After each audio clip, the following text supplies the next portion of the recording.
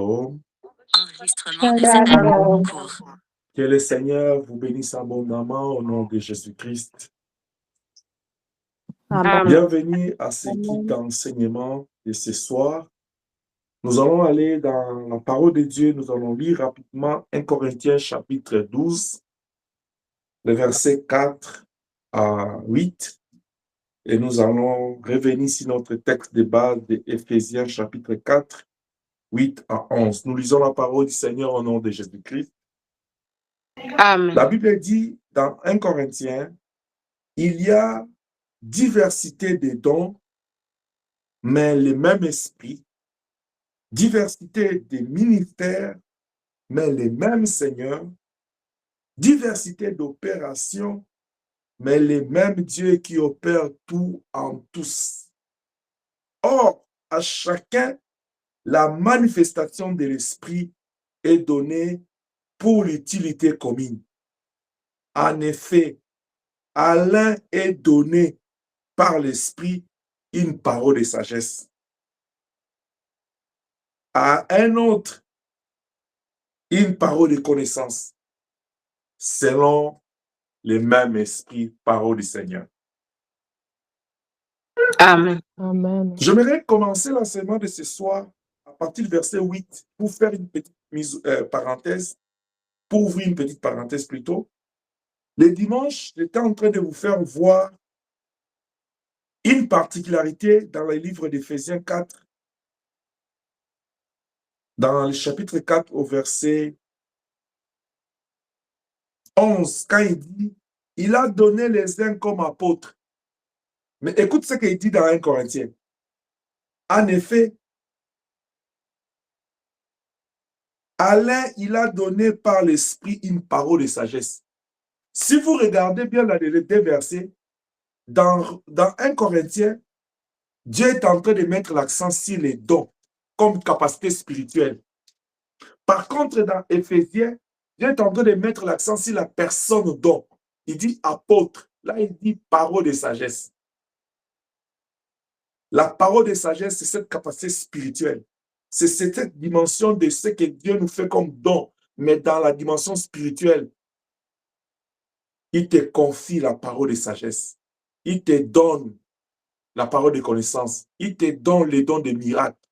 Il donne aux autres les dons de foi. Mais dans Éphésiens, il dit, il donne à l'un, il a donné, il a fait des uns comme apôtres. Il a fait des uns comme apôtres. Mais ici, il a donné aux uns la parole de connaissance. C'est-à-dire, vous voyez qu'il y a une différence entre un homme don et un homme qui a un don. C'est-à-dire, l'homme là qui a un don, lui-même, Dieu le fait déjà un don pour les autres.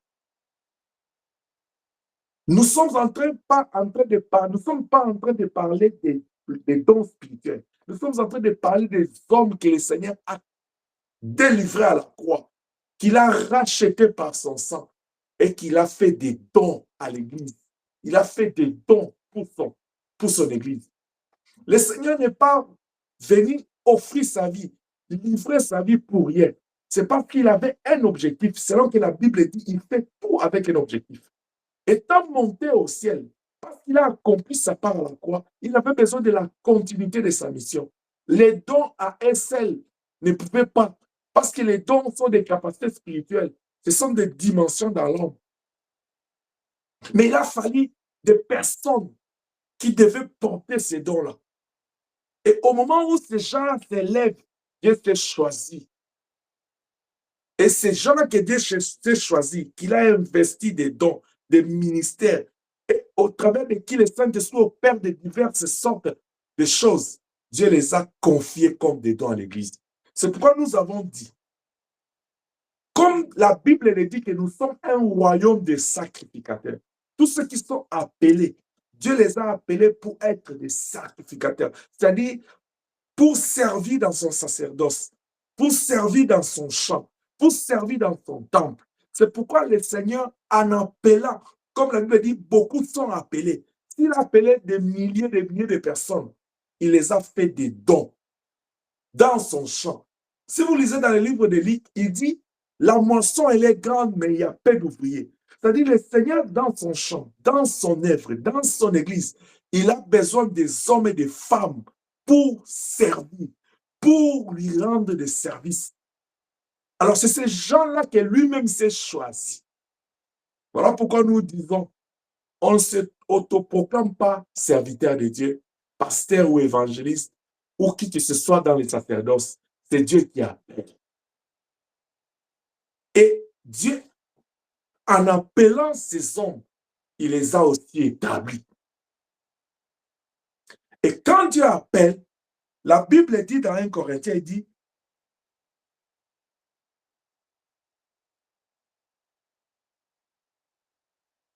il y a diversité de dons, mais c'est le même esprit. Diversité de ministères, mais c'est le même Seigneur. Diversité d'opérations, mais le même Dieu qui opère tout en tout.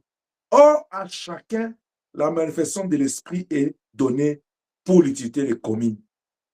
C'est-à-dire, dans les beaucoup qui sont appelés là, le Saint-Esprit opère différemment dans chaque personne selon la volonté de Dieu et selon les capacités qu'il a mis dans quelqu'un, dans chacune de ces personnes-là.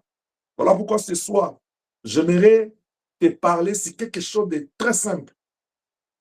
Étant donné que nous sommes appelés, étant donné que Dieu a fait de nous des dons pour son œuvre, pour les autres, tu dois te considérer comme une particularité dans la diversité. C'est-à-dire, toi qui m'entends, moi qui te parle, je suis une particularité. Dans cette multitude de gens qui sont appelés, la Bible dit qu'il a appelé beaucoup. Et dans chaque personne, Dieu opère différemment. C'est ça la diversité. La diversité veut dire il y a diverses, il y a beaucoup de manières que Dieu opère différemment de chaque personne qu'il a appelée. Et c'est ce qui fait que non, moi, je suis une particularité dans cette diversité. Est-ce que je parle à quelqu'un? Être une particularité dans la diversité veut dire que toi qui m'entends ce soir, tu es une personne spéciale. Tu es une personne unique. Amen. Alléluia. Parce que Dieu ne t'a pas choisi dans cette foulée pour que tu sois égal à une autre personne. Non, non.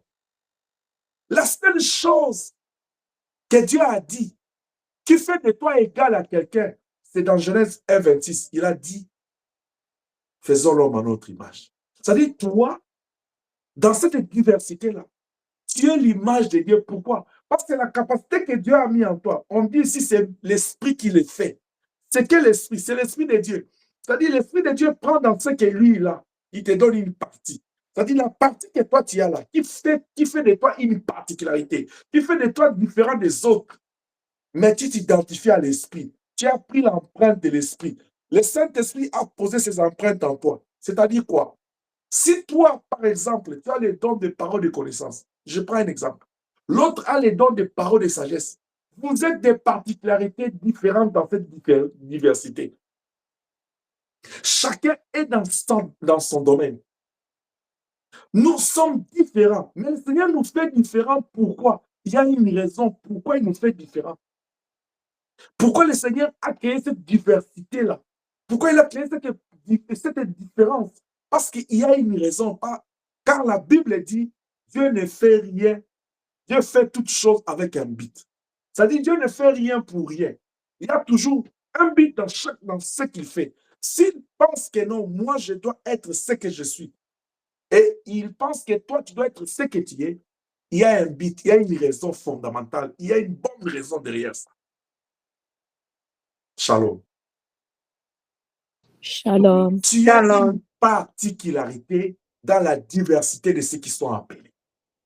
Tu as une particularité dans la diversité de tous ceux qui ont la grâce. Tu as une particularité dans l'église du Seigneur. Tu as une particularité, tu es une personne spéciale. C'est ce qui fait que non, cette spécialité-là qui est en toi, que le Saint-Esprit a mis en toi, c'est ce qui fait toi. C'est ce qui fait que non, tu n'es pas lui. Et arrête de te considérer comme lui. Arrête de copier les gens. Arrête de te comparer aux autres. Arrête arrête aussi de jalouser les autres ou bien de chercher à devenir comme les autres.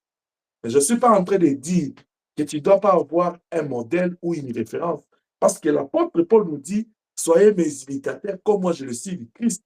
Pourquoi Paul nous demande d'être ses imitateurs? Il le précise, il dit comme lui, il est imitateur du Christ. Parce que l'Église n'a qu'un seul modèle. Voilà pourquoi dans Exode, quand le Seigneur révèle à Moïse de construire le tabernacle, il précise à Moïse, il dit, n'allez pas emprunter les modèles que tu as vus dans tel ou tel coin. Même pas que les enfants d'Israël ne puissent pas t'influencer par rapport au temple qu'ils ont vu en Égypte. Tu feras tout selon le modèle d'en haut. Parce que Dieu est le seul modèle, il est notre référence. C'est pourquoi dans Jean 13, 35, il dit à Pierre, laisse-moi faire ce que je fais. Tout ce que je fais doit vous servir de modèle, d'exemple. Voilà pourquoi dans Philippiens 2,5, il dit, ayez en vous le sentiment qui est en Jésus-Christ. Parce que nous, notre modèle, notre référence, ce n'est que Jésus, ce n'est que la parole de Dieu. Étant donné que nous sommes puisés dans la parole, nous sommes créés dans la parole, nous sommes nés dans la parole. Puisés dans la parole parce qu'au commencement, Dieu nous a créés par la parole. Le Seigneur dit, faisons l'homme à notre image. C'est la parole de Dieu qui a créé, qui est sortie. Nous sommes rachetés par la parole parce que Dieu a promis aussi dans Genèse 3,15, dans Jean 3,16, il dit au serpent, de la femme naîtra un rejeton qui va t'écraser la tête. Il parlait du notre Seigneur Jésus-Christ. La parole va nous sauver. C'est pourquoi dans Jean 1,12, il dit à tous ceux qui ont cru à cette parole, à tous ceux qui ont reçu la parole, il leur a donné le pouvoir de devenir enfants de Dieu. C'est que s'il y a quelque chose, nous devons nous identifier, à laquelle nous devons nous identifier. S'il y a là où nous devons placer nos regards pour tirer une référence, un modèle, c'est dans la parole de Dieu. Parce que c'est ça notre référence. C'est pourquoi 1 Jean chapitre 4, verset 17, il dit, tel il est, tel nous sommes. C'est que tu es spécial, tu as une particularité. Ta particularité, tu la tires du Seigneur Jésus-Christ. Tu es l'empreinte de Jésus-Christ. Si tu tires ta particularité en lui. De quel côté? Si c'est dans la foi, le Seigneur te donne le don de la foi. Si c'est la sagesse, le Seigneur tire la sagesse en lui, il te donne. Alors, chaque personne dans la maison de Dieu est une particularité, est un don spécial. Si nous nous considérons comme ça, l'Église n'aura pas de gens à négliger, l'Église n'aura pas de gens à privilégier. Parce que l'apôtre Paul nous démontre, il dit, diversité des dons, c'est le même esprit. Le problème, ce n'est pas la diversité des dons. Le problème, c'est l'esprit qui agit dans cette diversité. Paul dit, c'est le même esprit qui agit dans cette diversité-là. Alors, étant donné que est celui qui prophétise, est celui qui prêche, est celui qui délivre, est celui qui prie pour les malades qui sont guéris, étant donné qu'ils exercent tout leur ministère et tous ces dons-là sous la puissance d'un même esprit, je parle bien de ceux qui servent Dieu par l'Esprit de Dieu. Je ne parle pas de tous les esprits. Je parle de l'Esprit de Dieu, merci. Parce qu'ils sont tous sous l'envoi du Saint-Esprit. Il n'y a pas de celui qui doit se considérer comme très important ou moins important. Dans la présence de Dieu, chacun doit se considérer comme une grâce particulière qui doit apporter dans le corps de Christ, qui doit apporter dans la maison de Dieu, qui doit apporter au quotidien pour que la gloire revienne au Seigneur. Est-ce que je parle à quelqu'un? Amen. Tu es une personne spéciale. Un enfant de Dieu n'est pas n'importe qui. C'est pourquoi le roi David a compris ça. Il a dit, pourtant nous sommes des dieux, mais nous mourons comme des humains. Parce que nous n'avons pas compris l'essence, l'importance de l'identité que nous portons. Lionceau, malgré que vous êtes encore des jeunes, mais vous portez à vous la sémence de Dieu vivant. Vous êtes une particularité dans la présence de Dieu. Vous êtes une grâce spéciale que le Seigneur a oint. À 12 ans, il faisait déjà l'étonnement, l'unanimité dans les temples. Tout le monde s'étonnait de sa sagesse. Ça ne demande pas l'âge. Le Saint-Esprit peut descendre dans la vie d'un rejeton, d'un enfant, d'un jour, d'une minute. Le Saint-Esprit parle, il fait des choses. Parce que ce n'est pas les corps physiques ici qui opèrent. Le corps physique ici n'est que les transporteurs de la grâce. Mais c'est ce qui est dedans qui est très important. Et c'est ce qui fait ta spécialité. C'est ce qui fait de toi une particularité. Voilà pourquoi tu dois passer beaucoup de temps à entretenir ce qui est en toi. En moins, là aussi, il y a un problème. Tu dois savoir quelle grâce que tu as, quel don que tu as. Quand Dieu t'a appelé, il ne t'a pas appelé pour rien. Qu'est-ce que le Saint-Esprit a déposé en toi? Nous avons dit, il y a de ceux qui ont les capacités spirituelles. Dans les capacités spirituelles, nous avons dit, d'autres, ils ont les dons spirituels, les autres, ce sont les ministères. Tout le monde n'a pas les ministères. Vous allez voir, il y a des gens auxquels Dieu a confié le ministère apostolique, c'est-à-dire, ils sont des apôtres. Tout le monde n'est pas appelé à être apôtre. Il y a de ceux qui sont appelés à être des pasteurs. Il y a de ceux qui sont appelés à être des évangélistes. Mais il y a d'autres, de ces 5 catégories de ministères, ce n'est pas tout le monde qui est appelé au ministère là. Il y a d'autres qui sont appelés dans les champs de Dieu. Ils ont seulement les dons spirituels. Parmi ceux que Paul dit dans 1 Corinthiens 12, il y a d'autres qui sont dans Romains. Chaque personne en a. Mais il y a d'autres personnes aussi. Le Seigneur leur a donné les capacités, pas spirituelles, mais les capacités humaines. C'est-à-dire, ils ont les dons de finances, c'est-à-dire, ils ont les moyens et ils ont ces dons-là pour donner. Ils ont aussi les dons intellectuels et ils sont là seulement pour l'intelligence. Allez-y voir dans des chroniques. Vous allez voir quand le roi Salomon commençait à construire l'arche. Il a réuni le matériel et il a trouvé des travailleurs de toute espèce parce qu'il en avait besoin. Je vais même aller dans la vie courante. Quand tu veux construire une maison, tu auras besoin d'un ingénieur. Lui, il n'apporte pas les dons spirituels, il apporte les dons intellectuels parce que là, c'est l'intelligence, des capacités intellectuelles plutôt. Parce que c'est son intelligence qui va étudier le terrain, étudier les plans, te proposer les choses, les matériaux durables. Ça, c'est l'intelligence. Même l'Église en a besoin de personnes comme ça, les personnes qui apportent de l'intelligence. Il y a certaines choses qui demandent l'intelligence. La spiritualité est en tout, mais il y a certaines choses qui demandent l'intelligence. C'est pourquoi je vous ai toujours encouragé. Il faut aller apprendre. Il faut au moins avoir une base. Il faut libérer votre intelligence. Parce que l'intelligence est très important. Tout ne va pas se résoudre avec la prière. Il y a d'autres choses qui requièrent l'intelligence.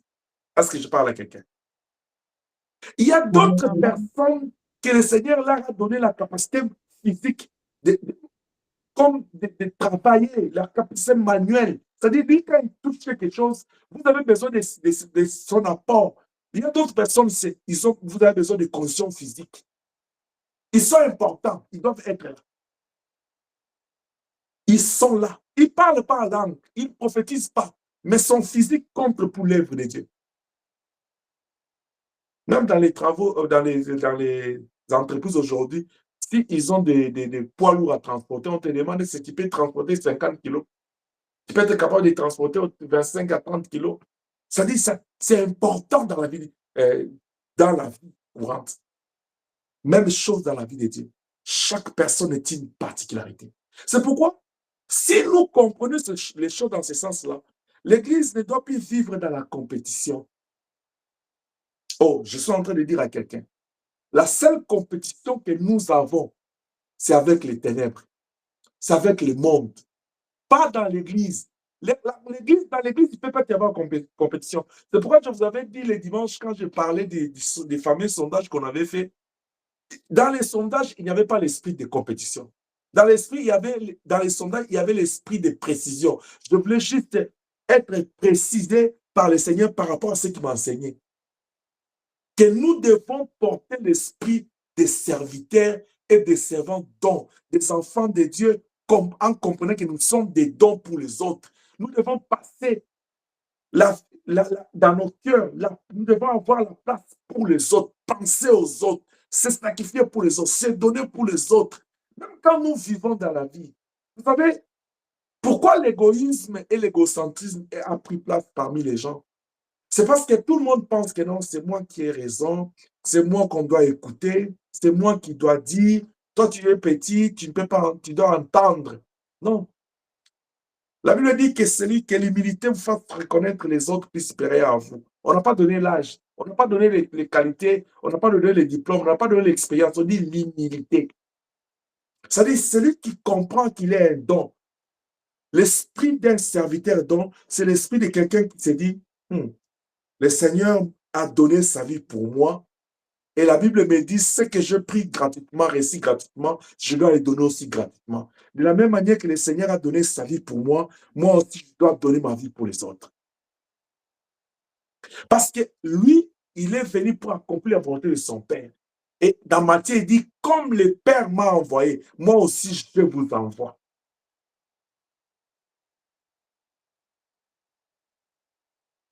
Il t'a appelé, n'est-ce pas? Tu as écouté ta vie, n'est-ce pas? Tu as écouté ta voix, par contre, n'est-ce pas? Mais parce que tu as répondu à l'appel. Quand tu réponds, me voici Seigneur. Oh, j'aime la réponse de Marie. Quand il demande à Gabriel, il dit, mais je suis une femme vierge, comment cela va se passer? Gabriel lui dit, l'ombre du Très-Haut te couvrira. Et tu seras rempli de la puissance de Dieu. Écoute la réponse de Marie, il dit, je suis sa servante, qui me soit fait selon sa volonté. C'est-à-dire quoi? C'est-à-dire, elle a accepté l'appel, elle s'est disposée à devenir un don pour les autres. Elle sacrifie sa vie, elle sacrifie son mariage, elle sacrifie son honneur, elle sacrifie tout pour Dieu. Quand elle dit, je suis sa servante qui me soit fait selon sa volonté, c'est-à-dire, elle s'est disposée à se sacrifier pour Dieu. Quand le Seigneur dit dans Apocalypse 3:20, je me tiens à la porte, je frappe. Si quelqu'un entend ma voix et ouvre, quand tu ouvres la porte, c'est-à-dire, tu te disposes à te sacrifier pour lui. Le fait de dire, je t'ai resté comme Seigneur et Sauveur, cela veut dire, Seigneur, je suis prêt, disposé à donner ma vie pour toi. À être un don pour les autres, parce que toi, tu es un don pour moi. C'est ça que nous devons comprendre de la conversion. La conversion ne consiste pas à dire, Seigneur, je te reçois comme Seigneur et Sauveur. Non, non. C'est-à-dire, tu ouvres les cœurs. Tu lui dis d'entrer dans ta vie, de prendre le contrôle. C'est maintenant lui qui te dit ce que tu dois faire. S'il te dit, comme il a dit à l'homme, il a dit, vends tout ce que tu as, va donner l'argent aux pauvres. Fais-le. Parce que la vie là ne t'appartient plus. Tu dois apprendre à écouter le Seigneur. Parce que c'est toi-même, alléluia, c'est toi-même qui lui a ouvert la porte. Bien aimé, est-ce que quand tu t'es converti, on t'avait obligé? Est-ce qu'il y a un homme de Dieu qui t'avait obligé de te convertir? Est-ce qu'il y a un pasteur qui t'a dit, je me rappelle quand on était encore avec nos pères dans la foi, il nous relatait l'histoire d'un militaire. Il dit, toi tu connais l'évangélisation des militaires. Il dit, aujourd'hui tu vas te convertir au nom de Jésus. Reçois Jésus au nom de Jésus. Ça c'est dans l'esprit militaire. Il dit, tu vas te convertir aujourd'hui au nom de Jésus. Tu n'as pas de choix. Aujourd'hui, c'est Jésus ou jamais. Reçois Jésus au nom de Jésus. Est-ce que toi, on t'a fait ça? Non, non. Tu as écouté la voix de par toi-même. Tu lui as ouvert les cœurs. Tu as dit que non, Jésus vient entrer dans ma vie. Dès le jour où tu avais donné à Jésus la place dans ta vie, la seule chose que tu avais fait, c'est d'accepter d'être un don. Parce que Jésus appelle seulement les gens qui veulent faire des dons pour les autres. Jésus n'appelle pas les gens pour venir rester dans son sillage, juste pour manger avec lui dans un même plat, ou pour être à gauche et à droite de lui. Non, il a besoin des gens qui viennent accepter son état d'esprit, recevoir son esprit. Lui s'est donné. Il a aussi besoin des gens qui vont venir se donner pour les autres. Ça, c'est l'esprit de son royaume. Tu ne peux pas être ouvrier dans le royaume de Dieu si tu n'as pas encore l'état d'esprit d'un homme don. Est-ce que je parle à quelqu'un? Amen. Amen. Amen. Au verset 7, il dit, « Or à chacun la manifestation de l'esprit est donnée pour l'utilité commune. » Pourquoi Dieu, il donne à chaque personne un don différent de l'autre. Pourquoi cette diversité? Pourquoi le même esprit-là ne fait pas opérer dans toutes les personnes de la même manière? Pourquoi cette diversité? Pourquoi cette diversité-là? Pourquoi il pose les dons dans chaque personne? Pourquoi tu as un don? Pourquoi tu as les dons qui sont en toi? La première chose, je vais te dire, ce n'est pas pour s'enorgueillir. Ce n'est pas pour gonfler. Moi, je prêche. Moi, je chante. Moi, j'ai. Non, non. Loin de nous cette pensée-là. Parce que dans Luc chapitre 9, verset 23, il te dit, si quelqu'un veut venir après moi, il doit commencer par se renoncer. C'est-à-dire, il doit refuser les moi. Tu ne peux pas être appelé de Dieu, tu ne peux pas être son captif, tu ne peux pas être un homme donc si tu as encore le moi, si toi tu as encore moi j'aime, moi je suis. Non, non. On vient, on dit à Jean-Baptiste, mais qu'est-ce qui se passe? Qui est là? L'homme que tu as baptisé de l'autre côté, là, il est en train de baptiser là-bas. Il dit, yes. Il faut que lui augmente, et moi je diminue. Parce que vous êtes comme les gens qui oublient. Je vous avais dit que lui, il fit avant moi. Et je ne suis même pas digne de délier les lacets de ses sandales. Parce que moi, je vous baptise de l'eau que vous voyez. Lui, il baptise du Saint-Esprit, du feu que vous ne voyez pas. C'est-à-dire, lui, il est personne différente. Qui est cet homme qui peut être capable de s'effacer pour parler de l'autre en bien? Le monde là où il est rendu aujourd'hui, c'est difficile de voir des gens qui parlent de bien des autres de leur vivant. Regarde-moi, je vais te dire une chose. Si tu n'es pas capable de me dire de bonnes choses de mon vivant, le jour où je vais mourir, ne viens pas. Ne viens pas faire des témoignages là, je ne vais pas entendre ça. Je répète. Parce que c'est ça que les gens ils font. Tu attends quelqu'un, il meurt, après tu viens faire les témoignages. Les témoignages là, tu fais pour qui? On fait ça pour qui? D'ailleurs, les commentateurs ils disent, la Bible dit la nature elle-même ne vous enseigne-t-elle pas? Vous avez déjà entendu quelqu'un, lors des cérémonies de funérailles, on vient faire un témoignage, on fait des faux témoignages pour la personne, des témoignages négatifs, pour dire que non, il était colérique. Tout le monde dit toutes les bonnes choses. C'est pour dire que les témoignages là, on fait là, quand quelqu'un est mère là, ça ne sert à rien. Ça, c'est mon opinion, ça ne sert à rien, parce que la personne ne veut pas écouter même. Vous valorisez qui là? Une personne monte. Là, c'est tout le monde qui acclame. Non, non. Dis-lui de son vivant. Même le Seigneur nous a enseigné. Il dit aux disciples, qu'est-ce que le monde dit de moi que je suis? Dites-moi non. Il arrive devant. Même les païens l'ont fait devant le Seigneur. Et ils le font. C'est seulement l'église là. Si quelqu'un doit dire de bonnes choses à l'autre, dit, ah, lui aussi, il exagère. Il sait quoi qui? Bien aimé, dis de bonnes choses. Chacun dans la vie a besoin d'écouter les bonnes paroles. C'est pour à cause de ça, l'église est devenue médiocre. Vous voyez maintenant dans l'église, ce sont les mauvaises choses que les gens ils disent autour des gens. Si c'est les mauvaises choses là, c'est tout le monde qui en parle. Mais si ce sont les bonnes choses, personne n'en parle. Ça, c'est l'injustice. Ça, c'est être injuste. Même quand nous sommes à la maison là, si quelqu'un fait une bonne chose, il faut dire qu'il a fait une bonne chose. C'est de là qu'on a donné la place à la jalousie et à la haine. Parce que quand quelqu'un il voit l'autre faire de bonnes choses, si on est en train de lui jeter des fleurs, il trouve pourquoi c'est mal lui. Ça, ce n'est pas un esprit d'un appelé. Ce n'est pas un esprit d'un homme d'homme. Quand quelque chose est bien, dis que ça c'est bien. Oh, tu ne peux pas appeler bien mal. Bien reste bien, mal reste bien. Écoute ce que la Bible dit pour le mal. Il dit dénoncer le mal. Quand c'est le mal, dénoncer ça. Nous ne sommes pas des spécialistes à dénoncer seulement le mal. Le bien, on l'enterre. Comme si les gens ne font pas le bien dans ce monde. Non, non. Non, non. Non. Quand quelqu'un fait des choses. D'ailleurs, vous qui êtes en Amérique ou bien à l'extérieur de nos pays, Je prends l'exemple des gens qui sont au Canada, là, dans notre culture ici. Vous voyez, on vous dit, vous voyez toujours, c'est toujours des côtés positifs qu'on cherche. Même quand l'enfant échoue à l'école, là, on dit au moins tu as osé, au moins tu as essayé, au moins tu as fait ça. Mais nous, là, quand l'enfant échoue, là, toi, tu regardes seulement de l'échec. Tu vois, non, tu l'aides pas, tu l'aides pas. Quand quelqu'un échoue, il souffre derrière de l'échec, là, il échoue. Quand toi, tu martèles sur l'échec, tu es en train de l'enterrer vivant. Ne fais pas ça, s'il te plaît. Tu n'as pas été appelé, tu n'as pas reçu ces dons-là pour enterrer les gens. La Bible dit, il est venu chercher, sauver ceux qui sont perdus. C'est ça la mission. C'est pourquoi la Bible dit, il nous a fait ces dons pour l'utilité commune.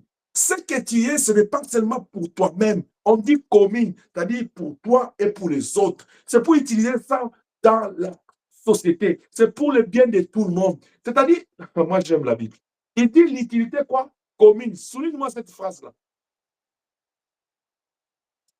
Ce mot-là, commune, veut dire nous devons utiliser ça ensemble pour tout le monde.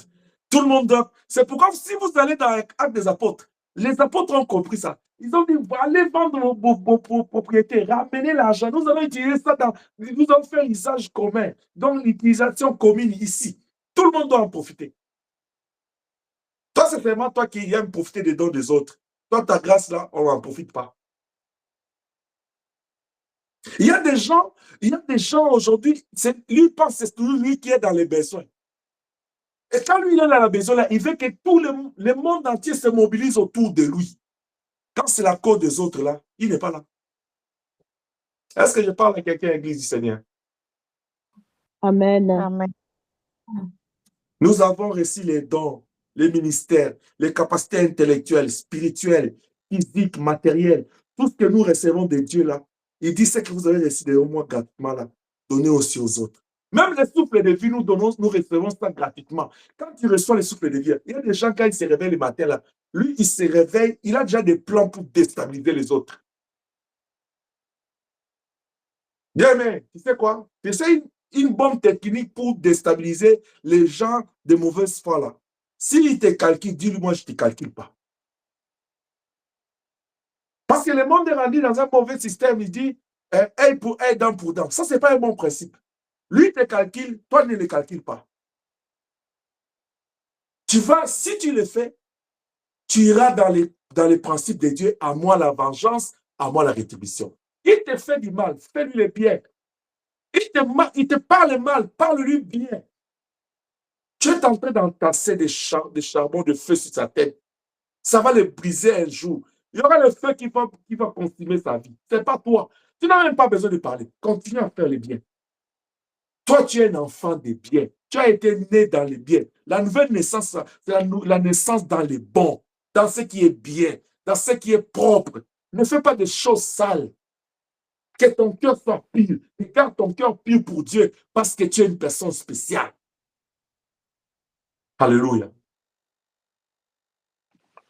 C'est pour l'utilité commune que Dieu a fait ces dons-là à l'Église. Il a fait ces dons-là aux hommes.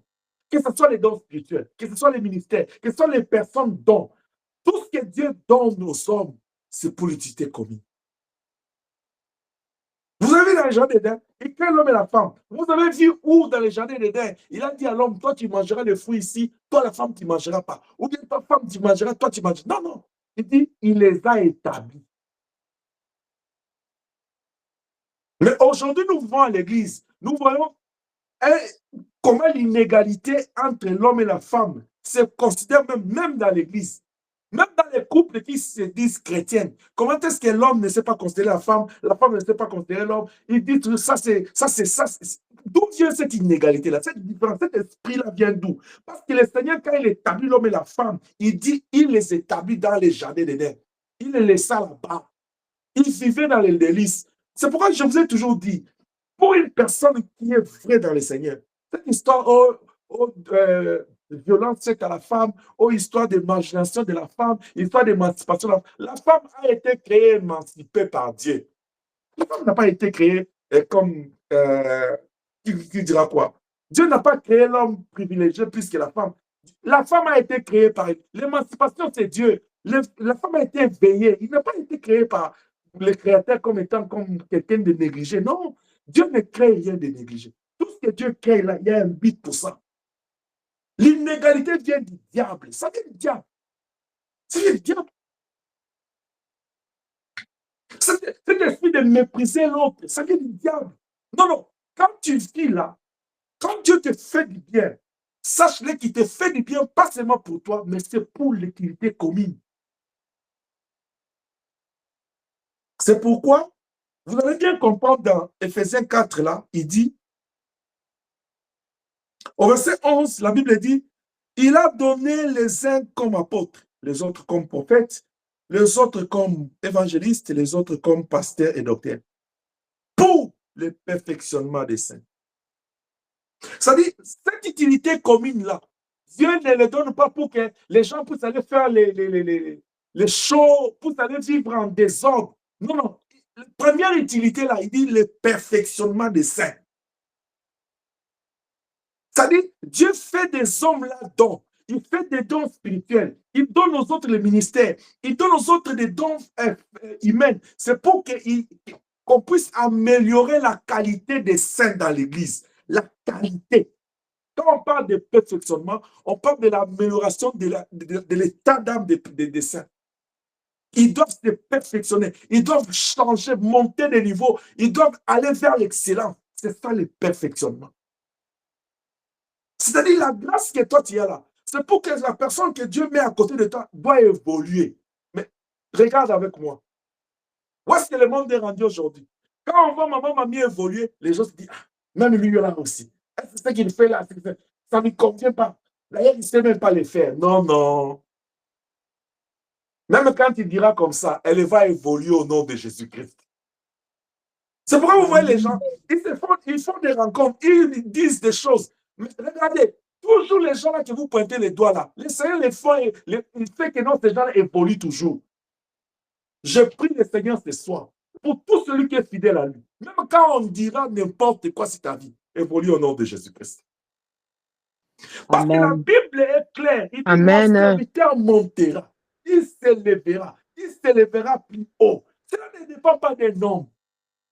Tu es appelé par Dieu pour être perfectionné et pour permettre le perfectionnement des autres. Mon pasteur me disait toujours, il dit, un bon leader, c'est celui qui est capable de rassembler son troupeau tout autour de lui pour un même but. C'est-à-dire, s'il y en a 10 personnes, son bataillon est constitué de 10 militaires ou de 20, il doit rassembler tous les 20. Il doit faire tout son possible pour que les 20 soient tout autour de lui, afin d'accomplir la même chose, le même but, d'aller vers le même objectif. C'est ça un bon leader. Un bon leader, c'est celui qui a une bonne gestion de son troupeau. Non, non, tu ne peux pas être un leader là. Toi, tu veux seulement toi monter, les autres là descendre. Tu es là en train seulement de dire, toi là, non, toi, non, non, non. Tu dois regarder autour de toi. Qu'est-ce que tu es en train d'évoluer? Est-ce que ceux qui sont autour de toi, est-ce qu'ils sont en train d'évoluer? C'est pourquoi il ne faut jamais aimer de cultiver l'esprit parasite, l'esprit des parasites. C'est-à-dire, toi, tu veux évoluer pour que tout le monde dépende de toi. Le jour où tu ne seras pas en forme là, qui va t'aider? Qui va t'aider? Il faut, le Seigneur en a, Dieu a tout, l'or et l'argent lui appartient. Dans cette possession, dans cette richesse, Dieu a pris l'optique des données. Hein? Des données. Sans réfléchir. C'est comme on dit chez nous là, kabaté à la tête, des données. Et quand il donne là, Dieu lui-même qui donne, il ne se plaint pas. Mais toi qui as pris seulement un peu là, pour donner là. C'est là où j'avais aussi dit le dimanche. Quand tu penses que tu donnes, qu'est-ce que tu donnes aux autres? C'est quoi la qualité de ce que tu donnes? Le monde est rendu au point où il peut lui prendre la bonne part, la bonne quantité et donner aux autres les miettes. Personne n'est chien pour toi. Il n'y a pas de chiens tout autour de toi. Il n'y a que des êtres humains. Même nous sommes ici dans ce pays où les chiens, les chats est bien entretenu. Mais toi, tu considères les gens comme des chiens. C'est-à-dire, toi, tu prends la bonne part, les miettes, c'est pour eux. Non, non. Non, non. Cette grâce que j'ai, ce que tu as, c'est pour améliorer la qualité des saints. Maintenant, la Bible continue dit, c'est pour le perfectionnement des saints. Ça, c'est l'objectif. Mais cet objectif-là a encore bien sous-objectifs. Il dit envie de l'œuvre du ministère et de l'édification du corps de Christ. C'est-à-dire, pourquoi les saints doivent se perfectionner? Ils doivent s'améliorer. Pourquoi ils doivent grandir? Pourquoi les saints doivent aller de l'avant? Pourquoi chaque personne, chaque particularité doit évoluer? L'esprit qui doit habiter l'Église, c'est que dans l'Église, nous devons nous regarder à gauche et à droite. C'est-à-dire, moi j'évolue, est-ce que lui aussi évolue? Pourquoi moi j'évolue, lui n'évolue pas? C'est ça l'esprit qui doit habiter, et les hommes de Dieu, et les servantes, et les serviteurs, et les fidèles. Nous tous, nous devons nous regarder. C'est ça l'esprit qui était dans l'Église primitive. Mais les gens aujourd'hui, ils veulent s'afficher et évoluer. Si c'est l'autre qui évolue, il a la jalousie dans le cœur, la haine. Si c'est lui qui évolue là, on dit c'est toi, là, alléluia. Mais si on dit que l'autre doit évoluer, non, non, non. Il dit, ah, si lui aussi évolue là, moi je vais m'effacer. Non, ici c'est Jésus qui doit être en tête, qui doit être élevé. Nous devons descendre. C'est Jésus qui doit être glorifié. Il n'y a pas de gloire pour un homme. Il n'y en a pas. Moi, je vous ai toujours dit, si aujourd'hui quelqu'un, entre vous, tel que vous m'écoutez là, si maman, mamie s'élève, il dit, papa, papi, tu as beaucoup parlé cette année, donne-moi à partir de jusqu'à la fin du 31. Maman, je vais te donner la parole. Vous pensez que non, chaque fois quand je me mets debout là, c'est parce que je n'ai rien à faire. Là, pour ceux qui savent, c'est ma pause du travail. C'est pendant ma pause que moi je prêche. C'est-à-dire, je n'ai pas une pause. Dès que je termine là, je cours, je retourne au travail. Mais si quelqu'un est là, qui dit que non, moi, je vais prendre tous les mercredis, je te donne la chaîne. Moi, je n'ai pas été, mon passé me disait toujours dit, il ne faut pas te disputer la chair. Mais si on te donne 15 minutes, prêche pendant 12 minutes, je quitte. Laisse les gens avec la sorte de t'écouter encore. Ça, c'est la critique que moi j'ai. La chair, je ne me dispute pas de ça. Vous voyez comment je défile et je laisse les hommes de Dieu. Venez prêcher, je croise les bras parce que j'aime aussi écouter les autres. La Bible dit, je connais en partie, je prophétise en partie. La plupart de mes révélations arrivent, c'est quand les autres prêchent. Moi, je les écoute ici pour ma foi, mais je les écoute là pour compléter, pour savoir qu'est-ce que je dois, où est-ce que je dois commencer pour continuer ce qu'ils ont dit. C'est comme ça que moi, j'écoute la prédication. C'est pourquoi vous avez remarqué. Regardez, Pasteur Eric a arrêté de parler sur l'appel depuis que je suis resté là. Je vous parle qu'il a appel. Est-ce que vous m'avez vu depuis que je suis venu ici, je vous ai dit, ce que Pasteur Eric avait dit là, c'était faux. Non? Non? Parce que, je fais confiance au Dieu de cet homme-là. Je connais cet homme. Et Dédé, là où lui, il a fait sa cuisine spirituelle avec le Seigneur, moi, je n'étais pas là. S'il vient dire de mauvaises choses ici, d'abord, il aura des comptes à rendre à Dieu. Mais certes, j'ai la mission de venir recadrer les choses, mais je ne la fais pas parce que je connais cet homme-là. Je connais cet homme.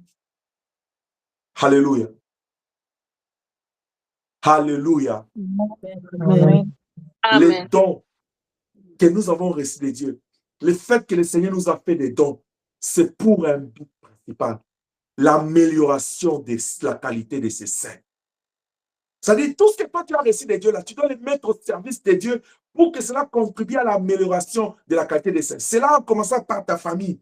Nous passons notre temps seulement à penser que nous devons donner l'argent, les habits, ceux qui entretiennent ces corps. Non. La première chose que nous devons penser, c'est la qualité des saints, l'âme. On parle de l'âme. Aujourd'hui, l'argent que tu avais donné en 2000, est-ce qu'il y en a encore? Même ce que tu as envoyé au mois d'août, là, il y en a encore, non? Mais un conseil, une prière, une parole que tu as prêchée en 2000, ça reste en vie jusqu'aujourd'hui parce qu'en elle, il y a la vie. Dans la parole, il y a l'esprit, il y a la vie. Et cette vie-là, c'est la vie éternelle. Et l'esprit qui vit là, c'est l'esprit éternel. C'est-à-dire, une parole de Dieu que tu as prêchée hier à quelqu'un, tu lui donnes ça toute la vie, jusqu'à, il n'y a pas d'infini. Il vivra avec ça. Ça va l'aider dans sa foi. Mais $1 que tu donnes à quelqu'un, ça va le suffire aujourd'hui. Mais je ne suis pas en train de dire de ne donner pas à quelqu'un ce qui est matériel. Non. Faites-le. Mais sachez que nous sommes ouvriers appelés pour le perfectionnement des saints. On dit cet objectif-là, des sous-objectifs. Un, il dit l'œuvre du ministère. C'est-à-dire, quand Dieu nous appelle, il ne nous appelle pas pour croiser les bras.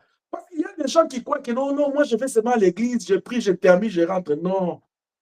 Tu as été appelé pour l'œuvre du ministère. C'est l'œuvre du ministère que nous avons compris. C'est pourquoi il dit, dans 2 Corinthiens 5, 18, il dit, il nous a fait fonction d'ambassadeur pour réconcilier les cœurs de père au fils, de fils au père. Nous, Dieu ne nous a pas appelés pour croiser les bras. Mais toi, là, qu'est-ce que tu fais avec l'œuvre de Dieu? Dans l'église, il y a qui? Il dit, la première des choses, les dons là, c'est pour l'œuvre du ministère. C'est pour rendre les chrétiens, les saints prêts ou aptes à l'œuvre du ministère. C'est ça que nous essayons de faire avec les Yonson. Pour les rendre aptes, les rendre prêts, les rendre capables à l'œuvre du ministère. Mais toi, les dons que tu as là, est-ce que tu contribues à l'œuvre du ministère? La Bible dit la moisson est grande, le champ de Dieu est grand. Est-ce que tu es là dans le champ de Dieu avec la grâce que Dieu t'a accordée? En tant qu'une personne don, qu'est-ce que tu fais pour influencer l'œuvre de Dieu à aller de l'avant? Aujourd'hui, nous trouvons des gens, au lieu de pousser les chariots de Dieu devant, ils sont tournés contre les chariots, ils les repoussent. Ils les repoussent, non, n'avance pas. Il y a des gens même, ils luttent contre Dieu, ils luttent contre l'œuvre de Dieu. En détruisant la vie des hommes de Dieu, en détruisant la réputation de l'Église, en détruisant. Ils sont là dans l'Église aujourd'hui, ils sont là dans le monde aujourd'hui. Ils sont en train de combattre Dieu sans le savoir. Mais je vais dire à quelqu'un, on ne combat pas contre Dieu. Ça, c'est une erreur grave. On ne combat pas contre Dieu. Dieu, il est le Tout-Puissant. C'est que les dons que Dieu nous a donnés là, c'est pour que nous puissions aider à l'amélioration de la qualité de vie des saints, pour que ces saints-là soient prêts à se jeter dans les champs de Dieu pour travailler. Parce que Dieu a besoin de travailler. Il dit, comme le Père m'a envoyé, moi aussi je vous envoie. L'œuvre du ministère. C'est pourquoi on voit dans Jean 4, il dit aux disciples, ma nourriture est de faire la volonté de mon Père. L'œuvre du ministère.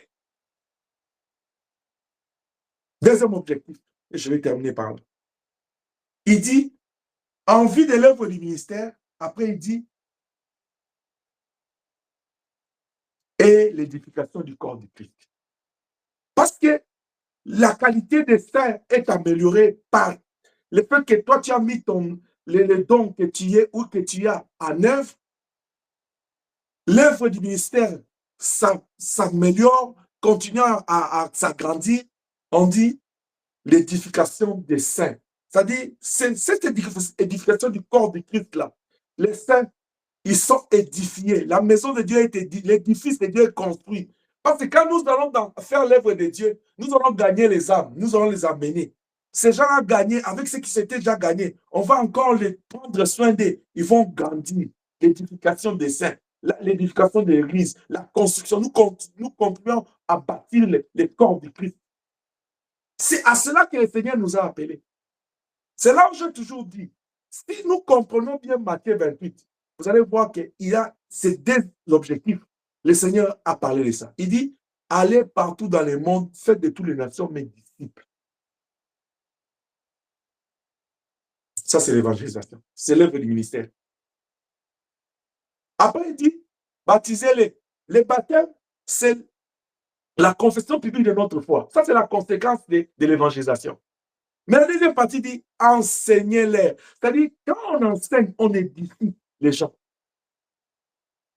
Et ces gens qui sont enseignés, c'est eux qui édifient le corps du Christ, parce qu'ils sont en train de contribuer à la construction du corps du Seigneur, à la qualité de cette maison-là du Seigneur. Est-ce que je parle à quelqu'un?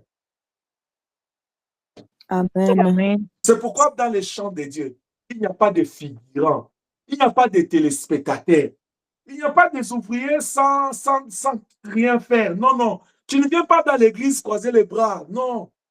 Ne viens pas te dire, moi je viens seulement prier et je rentre. Moi, l'histoire là de... Non, non. Tu dois savoir en quoi Dieu t'a appelé, en quoi tu as une particularité, en quoi tu es spécial, à moins que tu ne sois pas parmi ceux qui sont appelés. Bien aimé, écoute, il dit beaucoup sont appelés, peu sont élus. Si tu n'es pas dans ceux qui sont appelés, tu es où? Parce que ceux qui sont élus là, il les a pris parmi ceux qui sont appelés. Maintenant, si toi tu n'es pas parmi ceux qui sont appelés, c'est que tu es dehors. Tu es dans l'église, mais tout en étant dehors de l'église comme du Christ. Quel est ton sort vers la fin?